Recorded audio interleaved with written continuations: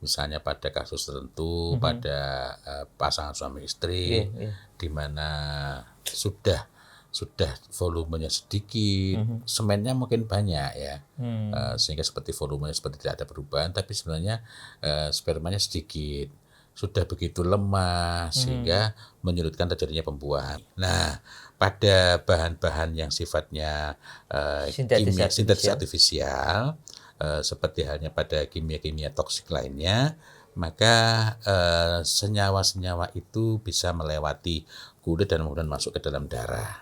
Ya, yang ini mempengaruhi hormon pada tubuh manusia.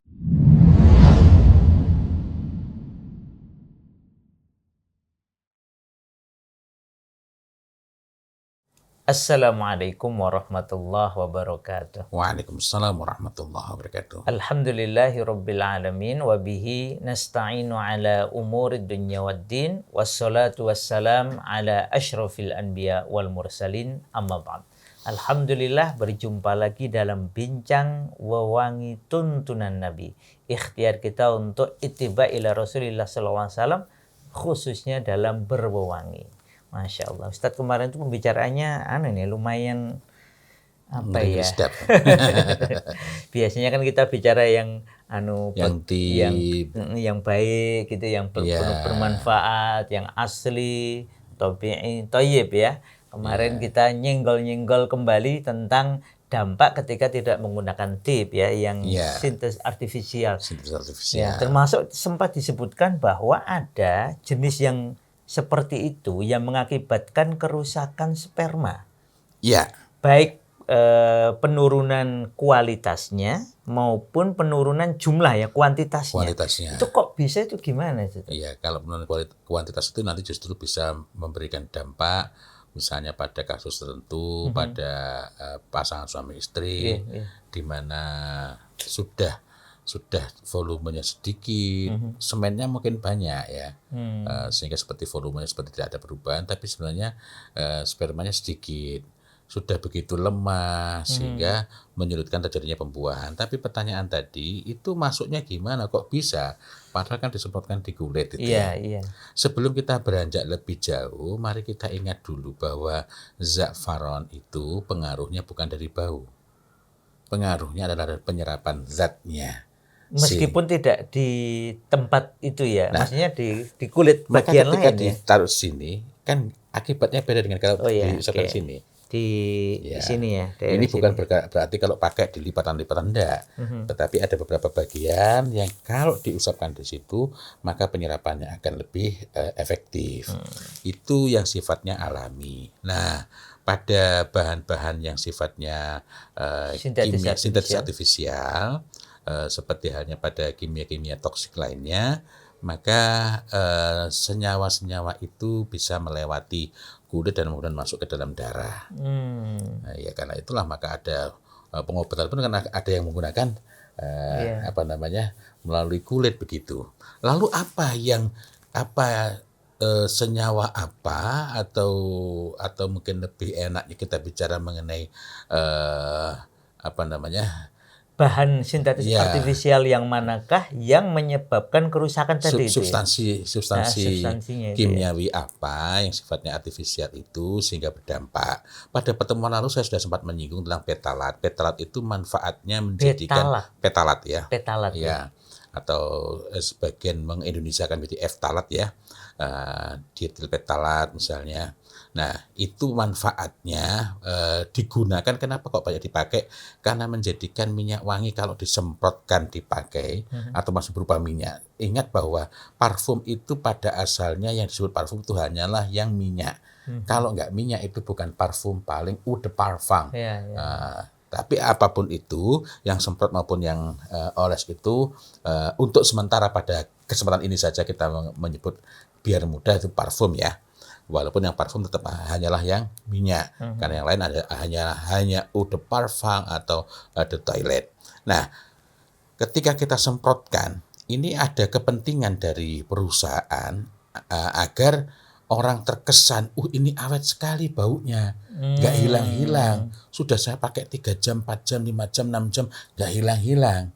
Nah, parfum yang awalnya daya tahannya mungkin cuma 2 jam, mungkin cuma 3 jam atau 1 jam, maka dia dapat diperpanjang daya tahannya dengan dengan mencampurkan, menambahkan dietil petalat. Nah, petalat inilah yang kemudian kayak pengawet bau gitu. Iya, pengawet bau, dan yang sudah sempat kita bahas pada kesempatan yang lalu. Nah, ini menarik. Laporan dari the Centers for Disease Control itu mengatakan bahwa petalat itu dapat dijumpai pada darah dari sebagian besar orang Amerika. Kenapa? Karena penggunaannya dan jumlah yang paling banyak itu ditemukan pada para perempuan. Artinya perempuannya lebih banyak pakai semprot itu. Semprot yang sintetis artifisial. Dietil petalat tadi ya. Iya. Ya, yang ini mempengaruhi hormon pada tubuh manusia. Yang sempat kita bahas ya, bahwa kalau parfum alami itu menyesuaikan dengan hormon kita, menyesuaikan dengan kondisi kita, tapi kalau parfum sintetis artifisial kita yang menyesuaikan, sehingga bisa terjadi perubahan-perubahan hormonal. Jadi merusak ya? Merusak. Nah, karenanya ada risiko-risiko kesehatan, termasuk berkenaan dengan kanker, kemudian kesehatan reproduksi, ya di antaranya tadi menurunkan jumlah sperma tadi ya, kemudian juga toksisitas perkembangan, kemudian adanya disrupsi pada endokrin, artinya ada disrupsi itu adanya semacam ya kalau bahasa sederhananya itu ada menjadi bermasalah begitulah. Kemudian juga bahkan kalau penggunaan yang pada frekuensi sangat tinggi, intens, banyak, ini bisa mempengaruhi gangguan pada gangguan kelahiran ketika melahirkan. Kemudian masalah-masalah pernafasan, kemudian penyimpangan genital, jadi malformasi, perubahan-perubahan bentuk, dibilang laki-laki tapi nggak sepenuhnya terlihat laki-laki, dibilang perempuan juga demikian, testisnya tidak berkembang dengan baik. Nah, ini merupakan pengaruh-pengaruh dari penggunaan petalat yang intens. Nah, lalu yang tadi sempat disebutkan, menurunkan jumlah sperma, sehingga ini juga akan mempengaruhi produktivitas antara suami istri itu kan. Nah, jadi banyak sekali. Nah, mari kita bandingkan. Coba Masya Allah, di dalam Sahih Bukhari misalnya, kita jumpai adalah Nabiullah Muhammad SAW, itu justru ketika hendak mendatangi seluruh istrinya, pada hadis mengenai wewangi sebelum ihram, pada hadis yang lain di Sahih Bukhari dari nomor 250 hingga 270-an, kita menjumpai bahwa Masya Allah Nabi Muhammad SAW itu memakai minyak wangi melumuri sekujur badan beliau, dan setelah itu mendatangi seluruh istrinya. Artinya pada konteks ini menjadi sangat bertolak belakang. Yang satu bisa menurunkan kualitas, yang satu justru yang meningkatkan. Apalagi yang disebutkan secara khusus. Dan itu merupakan salah satunya saja. Nah, terus apakah kita itu bisa ngecek? Apakah kalau kita beli, kita bisa cek dulu ini kandungan-kandungan kandungan-kandungan penyusunnya ya, substansi minyak wangi itu ya. Kimia artifisialnya kan ada campuran antara alami dengan yang sintetis artifisial. Kadangkala alaminya itu cuma 2% atau 5% atau 10%, tapi yang ditonjolkan adalah mengandung bahan-bahan alami. Nah, sementara yang paling banyak justru nggak disebut. Sama seperti kalau ada kopi saset itu kok disebut kopi ya, tapi begitu kita lihat komposisinya ternyata hanya 10% atau bahkan 5% gitu ya. Ada 2%. Ada 2%, ada yang 0, sekian persen. Ya, artinya itu kopi-kopi yang sifatnya instan, terutama ya yang ada perasa-perasanya. Karena kalau bentuknya saset tapi kopinya betul-betul specialty itu. Masya Allah. Itu memudahkan memudahkan. Artinya ada juga ya di aku minyak wangi atau di aku mengaku dirinya sebagai parfum, padahal yang kalau kembali ke kaidah aslinya minyak wangi ya harusnya minyak. Parfum harusnya kan ya yang minyak juga dan yang alami gitu. Tapi ternyata sekarang istilah yang sama ternyata dipakai untuk sesuatu yang jauh Iya. sekali berbeda. Dan ketika itu berulang kan akhirnya orang menganggap bahwa itu yang benar. Na'udzubillah min dzalik. Ya, sehingga kita menjadi paham kenapa ada anak-anak yang tidak tahu bagaimana cara menggoreng. Sebab dia suka sekali mie goreng yang nggak pakai digoreng. Direbus, airnya ditiriskan, lalu disebut mie goreng. Na'udzubillah. Nah, begitu pula dengan harum-haruman itu, kalau kemudian disebut parfum dalam kurung itu fragrance, artinya itu bukan bahan alami. Nah, bukan bahan alami. Tapi lama-lama orang menyamakan antara parfum dengan fragrance biasa. Meskipun pada mulanya namanya fragrance itu harusnya alami. Yeah. Nah, dan sampai sekarang pun masih dipakai. Kalau ada fragrance dalam kurung parfum itu berarti alami. Oh. Nah, ini Tapi kode-kode kalau parfum dalam kurung fragrance malah bukan alami. bukan alami. Cuma Artinya dibalik ya. isi sebenarnya adalah fragrance tadi. Yang gimana ya? Ya fragrance pada asalnya alami juga. Gitu. Tetapi itulah karena itu saya jadi teringat dengan buku yang judulnya Harbul Mustalahat, Perang Istilah. Di antara jalan untuk mengharamkan yang halal, menghalalkan yang haram. Nanti akan ada masa ketika orang itu menghalalkan zina, khomer. Itu pintunya adalah istilah. Diganti namanya gitu diganti ya. namanya, mustalahat. Nah, bahkan, tadi kan kita bisa ngecek bahan-bahannya apa. Masalahnya adalah perusahaan itu tidak merasa perlu untuk mendaftar seluruh kandungannya dari fragrance ingredients-nya, kandungannya pada label produk mereka. Sehingga seringkali disebutkan hanya tadi parfum dalam kurung fragrance. Yeah. Tapi apa saja nggak disebutkan. Hanya menggunakan kata fragrance dan itu sudah dimasukkan di label sehingga ini dapat menyembunyikan 100 misalnya itu sebenarnya ada 100 substansi kimia artifisial tapi menjadi lebih sederhana karena hanya disebut sebagai fragrance begitu saja. Fragrance and other natural substances. Nah, ini kan soal fragrance dan bahan-bahan alami lainnya. Iya. Kalau masih and natural substances itu masih mending. And other natural substances seolah-olah fragrance-nya tadi mesti alami. Karena itulah saya sering mengingatkan kalau melihat sesuatu jangan cuma lihat ini beralkohol apa tidak. Beralkohol apa tidak. Beralkohol dan alkoholnya alami, sekali lagi bukan menganjurkan, itu jauh lebih aman. Alkoholnya sinamil alkohol, itu jauh lebih aman. Karena dari bahan alami. Dari bahan alami, dan itu memang bagus gitu ya. Itu jauh lebih aman. Daripada sintetis artifisial yang iya, tanpa alkohol tapi wah ngeri-ngeri sedap itu. Dan kita juga jangan mudah terkecoh dengan sebutan-sebutan misalnya natural fragrances. Cek dulu natural spray atau natural jasmine scent, bebauan melati alami. Tetapi itu yang alami itu adalah baunya gitu loh. Sebentar, agak bingung ya. Jadi sebenarnya bahannya sintetis artifisial dikasih bau melati gitu. Jadi ini kan melati itu ada yang 100% sintetis artifisial yang pernah saya ceritakan kemarin saya disebut melati padahal tidak ada melatinya. Tidak ada melatinya.